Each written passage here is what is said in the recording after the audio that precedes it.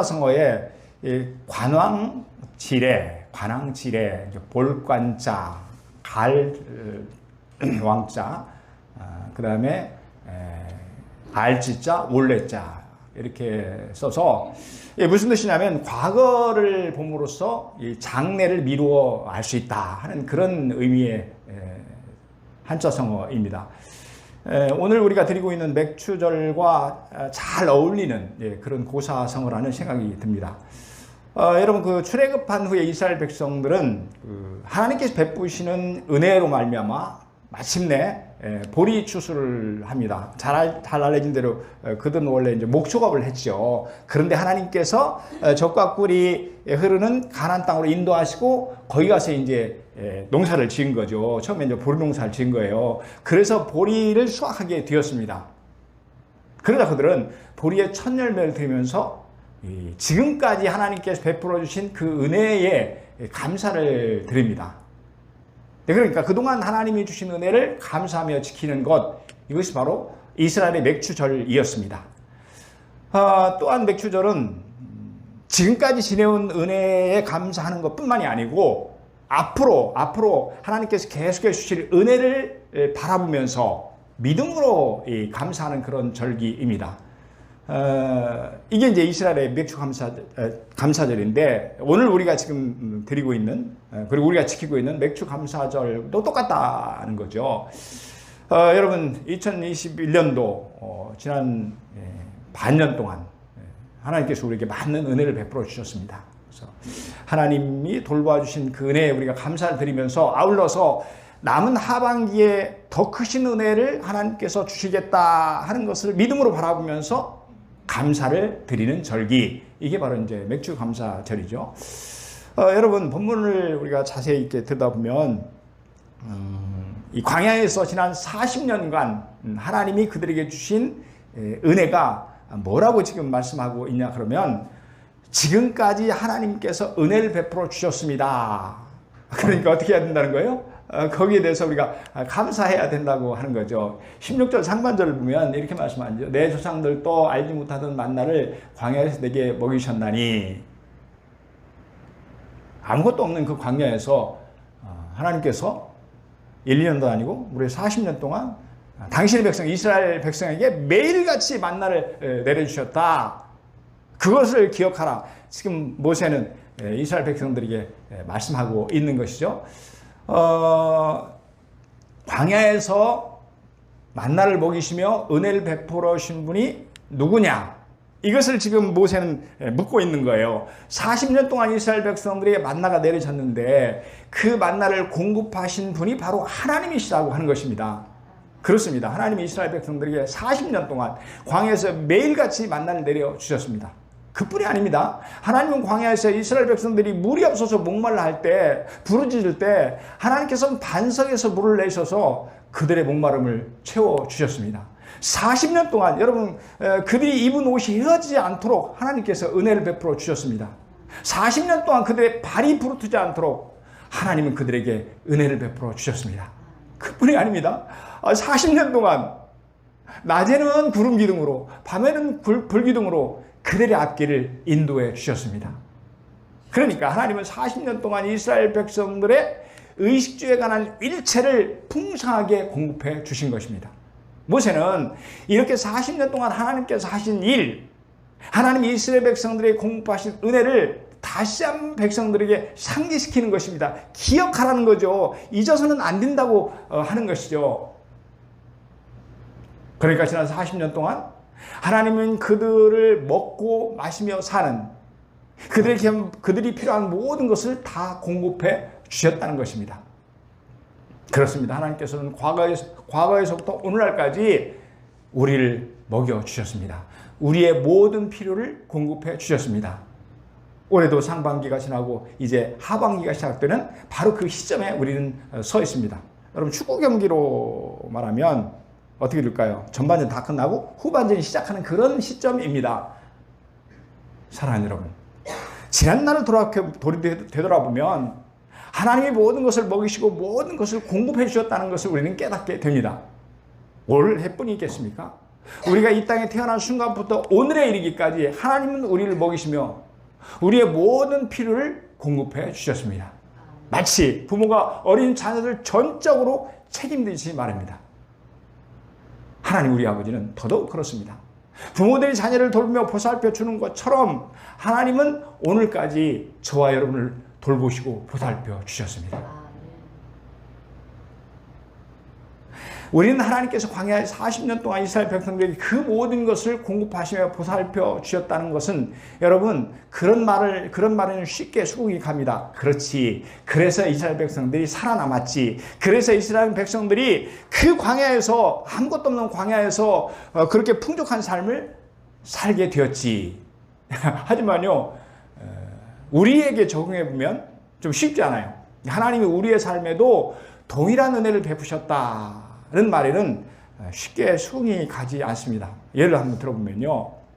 하나님은 내 삶에서 나를 온전히 먹이시고 마시게 하시고 그리고 입히셨다. 이런 말을 듣는다든지 하나님은 올해 전반기의 농사를 다 지으셨다. 올해 전반기의 열매를 하나님이 맺어주셨다. 이렇게 말한다든지 또는 올해 전반기의 모든 좋은 것들을 하나님이 나에게 공부해 주셨다 등등 이렇게 말하면 여러분 어떻습니까? 쉽게 수긍이 되지 않습니다. 왜냐하면 내가 열심히 농사를 지었고 내가 열심히 공부했습니다.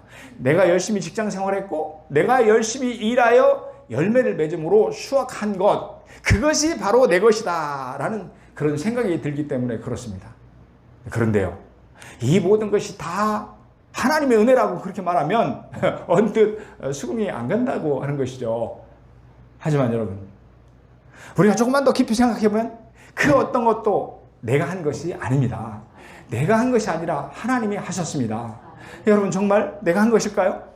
물론 내가 씨를 뿌리고 내가 김을 메고 내가 풀을 뽑은 것은 사실입니다.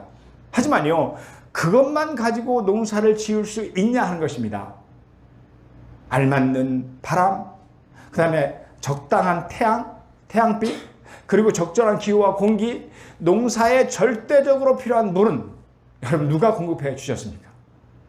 또한 농사를 지을 수 있는 지혜, 그리고 건강은 누가 주셨습니까? 그것을 내 것이라고 할 수 있습니까? 아니지요. 분명 그것은 내 것이 아닙니다. 이 모든 것이 다 하나님이 나에게 주신 하나님의 것입니다. 그러니까 농사를 짓는 내가 수고한 것 같지만 하나님이 나에게 은혜를 베풀어 주셨습니다. 아니, 모두 다 하나님이 하셨습니다. 혹시 내가 했다고 생각하는 것이 여러분 1%라고 한다면 조금만 더 생각해보면 사실 그것조차도 하나님이 나에게 주신 선물이라고 하지 않을 수 없습니다. 여러분 직장생활 우리 한번 보실까요? 직장생활도 그렇지 않습니까? 내가 성실하게 출근했고 내가 열심히 일한 것이 있습니다. 맞습니다. 그것이. 그래서 돈을 버는 것입니다.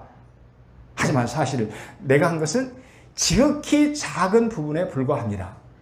사랑하는 여러분, 직장생활을 잘할 수 있도록 하나님 우리에게 모든 은혜를 베풀어 주셨습니다. 어떻게 해요? 건강도 주시고 지혜도 주시고 우리에게 재능도 주시고 능력을 주신 분이 우리 하나님이십니다. 그렇습니다. 이 모든 것이 다 하나님의 은혜입니다. 이 모든 것을 우리에게 주신 분이 바로 하나님이신 줄로 믿습니다. 우리 한번 야고보서 1장 17절 상반절 말씀 같이 한번 읽어볼까요? 시작. 온갖 좋은 은사와 온전한 선물이 다 위로부터 빛들의 아버지로부터 내려오나니. 아멘. 온갖 좋은 은사와 온전한 선물이 모든 좋은 것들이 다 위로부터 하늘로부터 빛들의 아버지께로부터 내려오나니 하나님이 주셨다고 그렇게 고백하고 있는 거죠. 그러니까 지금 내가 누리는 온갖 좋은 것들을 하나님이 우리에게 선물을 주셨다고 그렇게 고백합니다. 나의 재능, 나의 지혜, 나의 건강이 내게서 온 것이 아니라는 것입니다. 내가 만든 것이 아니라는 것입니다. 내가 지은 것이 아니라고 하는 것이죠. 그것은 모두 다 하나님이 주신 선물입니다. 하나님이 주신 은혜입니다. 여러분 그래서요 사도 바울은 이런 고백을 합니다. 내가 모든 사도보다 더 많이 수고하였으나 내가 한 것이 아니요. 우리 같이 읽습니다. 시작. 오직 나와 함께 하신 하나님의 은혜로라. 아멘. 오직 나와 함께 하신 하나님의 은혜로라. 여러분, 이 사도 바울이 누구냐고요? 그가 고백했던 대로 누구보다도 더 많이 수고했습니다. 그런 열심이요, 보통이 아니었어요. 열심이 특심이었습니다. 누구보다도 더 많이, 더 열심히 주의 일을 잘 감당했습니다. 또 그럼에도 불구하고 그가 고백한 게 뭡니까? 그것은 자기가 한 것이 아니라고 합니다. 그는 모든 것이 자기와 함께 하신 하나님의 은혜라고 고백하고 있습니다. 그러니까 자기가 열심히 일하고 열심히 달려간 그것까지도 하나님의 은혜고 하나님의 선물인 것입니다. 그렇습니다. 우리는 2020년 한 해의 절반을 지나왔습니다. 그동안을 뒤돌아보니까 많은 수고가 있었습니다. 많은 열매가 있었습니다. 하지만 분명한 것은 그것은 결코 내가 한 것이 아닙니다. 그것은 내 것이 아닙니다. 그것은 오직 하나님의 은혜입니다. 자세히 살펴보면 모든 것이 다 하나님의 은혜인 것입니다. 여러분, 그래서요, 우리가 불렀던 찬송가 301장을 보면 그 모든 것이 다 하나님의 은혜라고 고백하고 있습니다. 지금까지 지내온 것 주의 크신 은혜라. 한이 없는 주의 사랑 어찌 이루 말하랴. 자나깨나 주의 손이 항상 살펴주시고 모든 일을 주 안에서 형통하게 하시네. 아멘, 아멘. 그렇습니다. 지금까지 지내온 모든 것 하나하나를 살펴보니까 주님의 크신 은혜였다고 하는 것입니다. 그 어느 것 하나라도 주님이 보살펴주지 않는 것이 없었다고 하는 것입니다. 우리는 지금까지 한 걸음 한 걸음, 지금까지 살아왔지만, 걸어왔지만 그 모든 걸음마다 주님의 은혜가 있었기에 지금 우리가 이곳에 존재해 있는 것입니다. 여러분, 아멘입니까? 그렇습니다. 내가 먹고 내가 마시고 내가 입은 의식주에 필요한 모든 것이 내가 수고하여 한 것 같지만 사실은 하나님의 은혜였습니다. 하나님이 오늘까지 먹여주셨습니다. 하나님이 오늘까지 입혀주셨습니다. 이 모든 것이 하나님이 오늘까지 베푸신 크신 은혜였습니다. 그래서 지금 여러분, 이 모세가 이스라엘 백성들에게 지금 하는 말이 뭐예요? 바로 그 은혜. 모든 일상에서 하나하나 주신 그 은혜를 잊지 말고 감사하는 것입니다. 이것이 오늘 우리가 드리는 맥주 감사절의 깊은 의미인 것입니다. 여러분, 아멘입니까? 올해는 특별히 더 어려움이 많았죠. 코로나19 때문에 지금도 우리가 어려움 가운데 놓여 있죠. 그런 가운데서 하나님께서 우리를 지켜주신 줄 믿습니다. 그런 가운데서 하나님께서 하나하나 우리에게 은혜를 베풀어 주신 줄 믿습니다. 자, 그 은혜를 우리 깊이 한번 생각하면서 같이 찬송해 주셨으면 좋겠습니다. 지금까지 지내온 것, 우리 찬송가 301장 같이 찬양하겠습니다.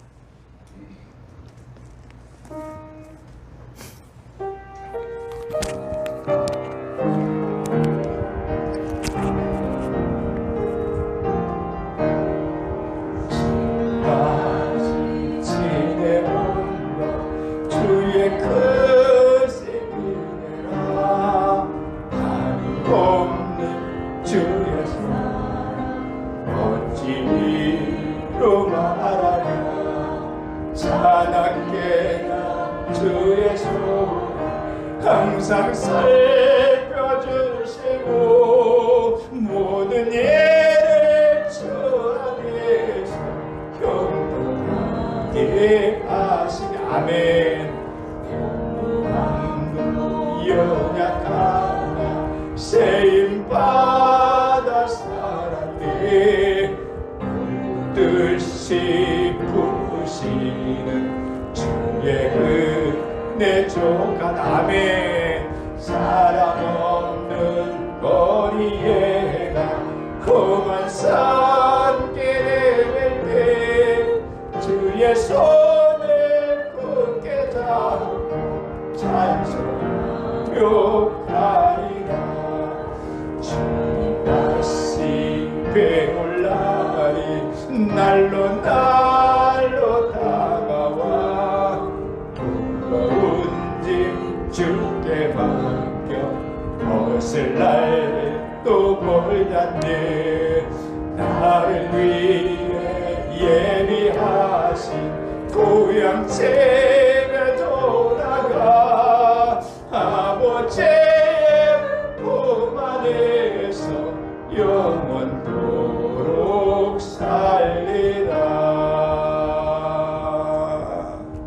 여러분 아멘입니까?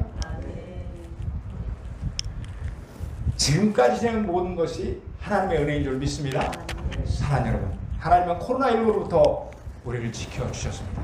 그동안 긴 싸움에서 지치지 않도록 시시때때로 우리를 위로해 주시고 날마다 새 힘을 주셨습니다. 우리의 가정을 지켜주시고 직장에도 우리에게 은혜를 베풀어 주셨습니다. 우리 하늘의 교회를 지켜주셨습니다. 그렇습니다. 생각해보면 2020년도 상반기에도 하나님은 우리에게 모든 은혜를 주셔서 여기까지 인도하신 줄로 믿습니다. 여러분 오늘 본문을 우리가 자세히 살펴보면 참 이 크신 은혜도 참 말로 다 할 수가 없죠. 그죠? 그런데 이 지난 광야 40년 동안 세월을 회고하면서 앞으로 주실 복이 있다고 모세는 그렇게 이스라엘 백성들 얘기합니다. 뭡니까? 마침내 주시는 복이 있다고 합니다. 자, 다시 한번 보실까요?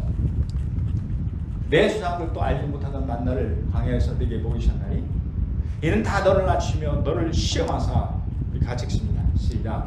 마침내 내게 복을 주려 하심이었느니라. 아멘, 아멘. 그러니까 마침내 복을 주셨기. 지금까지도 엄청난 복을 주셨는데 그런데 더 중요한 것은 나머지 2020년 하반기가 있지 않나 그런 거예요. 거기에 하나님께 또 은혜를 주신다고 그렇게 말씀하고 있습니다.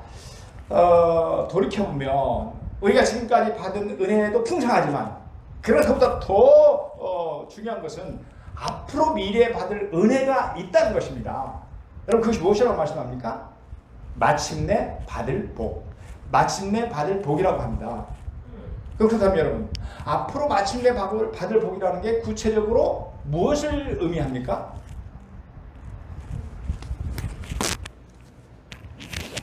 예. 그렇게 말씀하죠. 마침내 내게 복을 주려 하심이었느니라. 이 구절에서 이 복은 원어로 야타부라는 이 단어를 쓰고 있습니다. 야타부. 즐겁게 하다, 또 기쁘게 하다 이런 뜻입니다. 그리고 이제 마침내의 원어는 아리프를 쓰고 있는데 그 뜻은 마지막 부분, 결말, 미래입니다. 그러니까요. 하나님이 앞으로 우리에게 주실 복은 뭐냐? 바로 우리를 즐겁게 하는 것, 우리를 기쁘게 하려는 것이라는 그런 말씀입니다. 우리가 장차 기쁨을 누리는 것,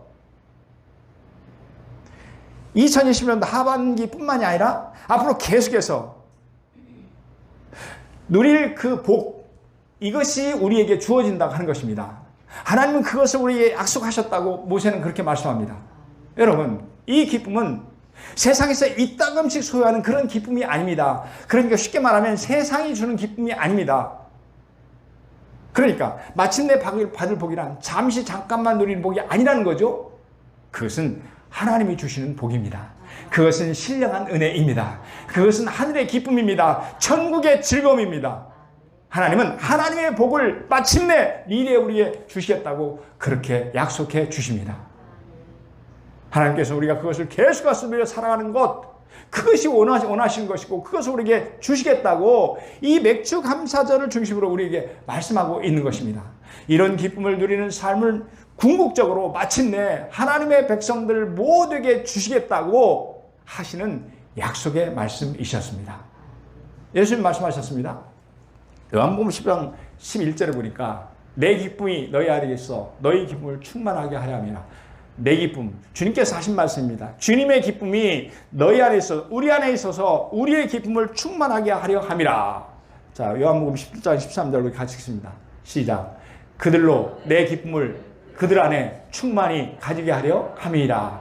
마찬가지로 주님께서 말씀하신 거죠. 그들로, 바로 우리를 가리킵니다. 기쁨을 그들 안에 충만히 가지게 하려 함이니라. 누구냐면 바로 주님의 기쁨입니다. 주님께서 우리에게 주시는 기쁨입니다.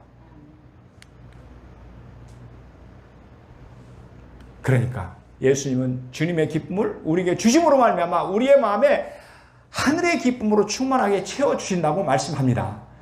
아주 영국의 유명한 그 수필가이자 소설가인 체스터톤은 그런 말을 했어요. 아주 유명한 말이죠. 기쁨이란 그리스도인의 놀라운 비밀이다. 하나님 마침내 그리스도인들에게 기쁨을 부어주시기 때문에 우리는 세상이 알지 못하는 그 하늘의 기쁨을 소유하게 된다고 하는 것입니다. 여러분, 이 기쁨을 우리 성경을 보면 수많은 우리 선배들이 누렸어요. 예를 들어서 바울과 실라는요, 주님이 주신 그 기쁨을 충만하게 누리는 자였습니다. 심지어는 감옥 안에 있을 때도 이 기쁨을 누렸고, 뿐만 아니라 어떤 어려운 환경 속에서도 개의치 않고 그들은 마침내 주시는 하늘의 기쁨을 누리면서 살았습니다. 사랑하는 여러분, 하나님께서는 바울과 실라에게 주신 그 기쁨을 하나님의 모든 자녀들이 누리기를 간절히 원하십니다. 그러므로 우리에게 가득하게 부어주신다고 말씀하고 계십니다. 그렇다면 여러분, 하나님이 주신 이 기쁨, 어떤 기쁨이죠? 세상 기쁨이 아닙니다. 하늘의 기쁨입니다. 천국의 기쁨입니다. 하나님께서 우리에게 주시는 하늘의 기쁨입니다. 근데 이 기쁨은 어떤 유익이 있냐는 거죠. 그 기쁨을 우리가 받았을 때 우리는 어떤 유익을 누리며 살게 되느냐. 첫째, 이 기쁨은 근심을 몰아냅니다. 이 중국 격언에 보면 이런 게 있어요. 한 가지 기쁨이 100가지 근심을 몰아낸다. 그만큼 기쁨이 엄청나게 능력이 있다고 하는 것이죠. 이 기쁨이 말이죠, 어떤 근심이나 고통을 이긴다고 하는 그런 의미를 담고 있습니다. 그런가 하면 우리 속담에도 그런 게 있어요. 웃음이 보약이다. 웃음이 뭐라고요? 보약이라고요. 무슨 뜻입니까? 여러분, 보약이 뭡니까? 약한 부위, 우리 몸에서 약한 부위의 원기를 보강해서 더욱더 건강하게 하는 것이 바로 보약입니다. 마찬가지로 하나님께서 우리에게 주시는 그 웃음과 기쁨과 이 즐거움이 우리가 당하는 모든 고통과 어려움을 넉넉히 이겨낸다고 하는 것입니다. 여러분, 그래서요, 기쁨은요, 촛불과 같습니다. 촛불이 어떻습니까? 촛불이 있으면 어둠을 몰아냅니다. 촛불만 있으면 그 주위의 어둠이 물러갑니다. 초가 타고 있는 곳은 더 이상 어둡지 않습니다. 마찬가지로 하나님께서 우리에게 주신 기쁨, 마침내 우리에게 주신 그 기쁨은 사람의 마음을 어둡게 하는 모든 걱정과 근심과 우울함을 다 몰아냅니다. 하나님이 주시는 기쁨은 우리에게 어떤 유익을 주냐 하면, 전체는 그 기쁨이 능력이라는 거예요. 그래서 어떤 어두움도 다 몰아내고 우리로 하여금 밝음을 되찾게 해준다는 거죠. 두 번째는요, 하나님이 우리에게 주신 하나님의 기쁨은, 천국의 기쁨은 우리를 진정으로 행복하게 합니다. 우리에게 참 만족을 줍니다. 사랑하는 여러분, 물질이 우리를 행복하게 하는 것이 아닙니다. 환경이 우리를 행복하게 하지 못합니다. 오직 하나님의 기쁨만이 우리를 진정으로 행복하게 만듭니다. 그 6.25 전쟁이 끝난 직후에 여러 가지 그 어려움들이 있었는데, 그 중에 하나가 뭐냐면 이 먹는 물, 마시는 물이 아주 귀했어요. 그때 당시에. 그래서 당시에 물을 길어다가 파는 물량수가 있었어요. 들어보신 분은 들어보셨을 거예요. 물량수들이, 그러니까 이제 물량수들이 물통에다가 이제 물을 가득 담고, 그리고는 이제 팔러 가는 겁니다. 뭐, 가파른 언덕길을 올라갈 때 힘이 들지요. 그러니까 막 이어살을 찌푸르게 되어 있습니다. 뭐, 당연한 거죠. 그런데요, 그 중에 어떤 한 그 물량사는 막 숨을 가쁘게 몰아쉬면서도 항상 밝은 얼굴로 노래를 부르면서 미소가 떠나지 않는 것입니다. 뭐 그러다 보니까 사람들이 이 사람을 보면 참 좋은 거예요. 그래서 많은 사람들이 그에게 물을 이렇게 샀습니다. 하루는 어떤 사람이 그에게 물었습니다. 아저씨는 항상 노래를 부르면서 기쁜 얼굴이던데 무엇이 그렇게 즐거운가요? 그러자 그는, 나는 예수를 믿는 사람입니다. 하나님께서 나와 함께 하시니 이렇게 기쁩니다. 그러니 당신도 예수를 믿으세요 하면서 이 전도를 하더라는 것입니다. 여러분, 그렇습니다. 행복은요, 물질에 있지 않습니다. 행복은요, 환경에 있는 것도 아닙니다. 진정한 행복은 하나님이 주시는 선물입니다. 여러분, 아멘입니까? 이 성경 주석가 중에 아주 유명한 분 한 분이 프랭크 스코트라는 분이 있는데, 그분이 그런 말을 했어요. 기쁨이 없는 인생은 기름이 없는 등불과 같다. 기쁨이 없는 인생은 기름이 없는 등불과 같다. 그러니까 이제 아무리 부자라고 해도 그 안에 기쁨이 없다면, 그 마음에 기쁨이 없다면 결코 행복할 수 없다는 말입니다. 맞는 말이죠. 그렇습니다. 아무리 궁궐 같은 그런 집에 산다고 해도 그 마음에 기쁨이 없다고 한다면 그것은요, 차라리 지옥과 같은 곳이 됩니다. 반면에 아무리 초가집에서 산다고 할지라도 하나님이 함께 하시면 웃음꽃이 피어납니다. 그리고 즐거움이 꽃이 피는 바로 그곳이 천국이 되는 것입니다. 여러분 아멘입니까? 그러니까 하나님은 당신의 자녀들인 저와 여러분이 행복하게 살도록 하기 위해서 마침내 우리의 마음에 하늘의 기쁨을 주시는 것입니다. 물론 2020년도 하반기에도 우리에게 주실 뿐만 아니라 그 복은 마침내 복이라는 거예요. 계속해서 우리에게 주신다는 거예요. 하나님께서 우리를 부르실 그날까지 주시는 복이 바로 하늘의 기쁨이라고 하는 것입니다. 그렇습니다. 하나님이 주시는 가장 큰 복은 여러분 물질의 복이 아닙니다. 그것은 신령한 기쁨을 누리게 하는 복인 줄로 믿습니다. 천국의 즐거움을 누리게 하는 복인 줄로 믿습니다. 그리고 이것이 진정한 행복인 줄로 믿습니다. 사랑하는 여러분, 앞으로 마침내 이 기쁨, 이 즐거움을 누리며 살아가기 위해서 우리는 어떻게 해야 될까요? 우리는 무엇을 해야 될까요? 오늘 본문에 보니까 마음을 낮추어서 감사라고 말씀합니다. 자, 우리 뜻을 깊이 생각하면서 천천히 읽겠습니다. 시작. 내 조상들도 알지 못하던 만나를 광야에서 내게 먹이셨나니 이는 다 너를 낮추시며 너를 시험하사 마침내 내게 복을 주려 하심이었느니라. 아멘. 예.